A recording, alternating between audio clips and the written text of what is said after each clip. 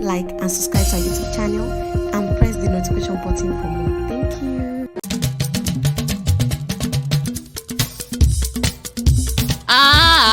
Happy birthday to you. Happy birthday to you. Màámi Oyèyẹmí aya Ọlọ́run Fẹ́mi.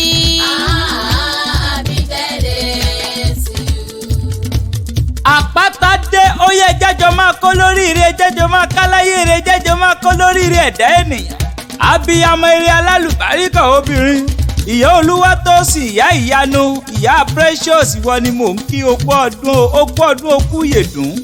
Adúmáradán Oyèyẹmí aya Ọlọ́run Fẹ́mi máa wọlé máa rọra. Okú ọdún ọjọ́ ìbí rẹ ọpẹ́ lálábọ́ dúrọ́wọ́ Ọlọ́run ọba ṣẹ̀dá ọba tó dá ọ tí ó sì dá ọ̀dá ọ̀dádá tó dá gbogbo wa tó dá wá sílé ayé. Tìyẹ́ tọ́pẹ́ o Ayédùn Èkìtì ní í ṣe lé bàbá tó bí ọlọ́mọ. Okú ọdún okú yèdùn àṣèyí ṣàmọ́dún àṣàmọ́dún ṣẹ̀mí. Èèyàn tó bá ní kó o mọ́ ṣàmọ́dún mọ́ mi ẹ̀yà kàlà ni ó mọ̀ sìnkú wọn ẹ̀yà àṣà ni ó mọ̀ kéde òbútọ́rì wọn. Nílé àwọn ọ̀tá rẹ̀ bí kú ti ń búyẹ́ poroporo fún wọn jẹ nínú odó láìsá máa gbowó ọbẹ̀ tó yẹ kán sè sínú ìsásùn.